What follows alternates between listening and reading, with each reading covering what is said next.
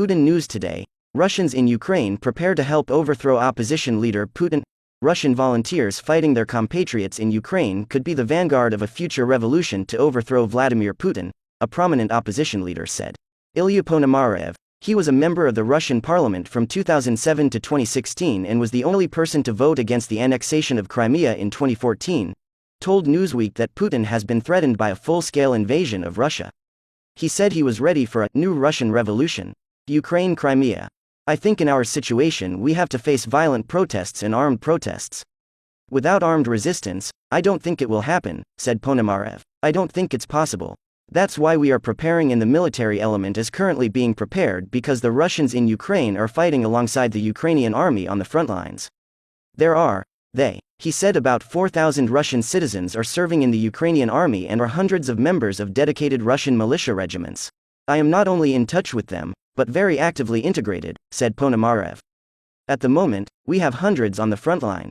But in the preparation pipeline, we are talking about thousands. It made headlines by exposing a previously unknown anti-government National Republican guerrilla group claiming responsibility for Daria Dugina's car bombing. The NRA, which has not been independently verified, is not the only guerrilla group operating in Russia, he said. Ponomarev. Russia sees multiple attacks every day. Arson against military camps, sabotage on railroads. A new wave just starting at the NRA was a series of hacking attacks against the most sensitive pieces of government data. He said, anything can happen. NRA is not the only one working with us, we are actively talking to others as well. There's a group called the Black Bridge, there's a group called the Anarcho-Communist Extremist Organization, there's a right-wing group in Russia, and we're in touch with many of them. It's kind of like a franchise.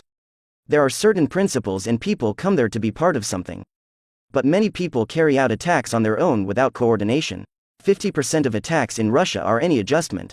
Such early campaigns in Russia require manpower, said Ponomarev.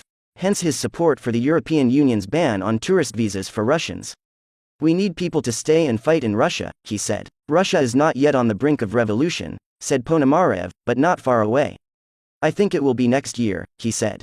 Ponomarev said of Putin, he radicalized society so much that I predicted in March that this birthday he celebrated on October 7th would be his last. I support it. Putin's downfall, if it happened, will be remembered as an act of self-harm, the politician added. I thought it had been 10 years since Putin secured reappointment through constitutional change. Financially, the Russian regime was doing well. As soon as it started on February 24, I said the final countdown had begun. Further defeats in Ukraine followed the reported Russian Kherson like escaping from. It can hasten the process. Like a boiled frog, temperatures are rising steadily but gradually. It was the reason for the mobilization. The loss of Kherson would have an even greater impact. Ponomarev said he wants a democratic system that will replace Putin's rebellious kleptocracy, abolish the presidency and rely on collective leadership.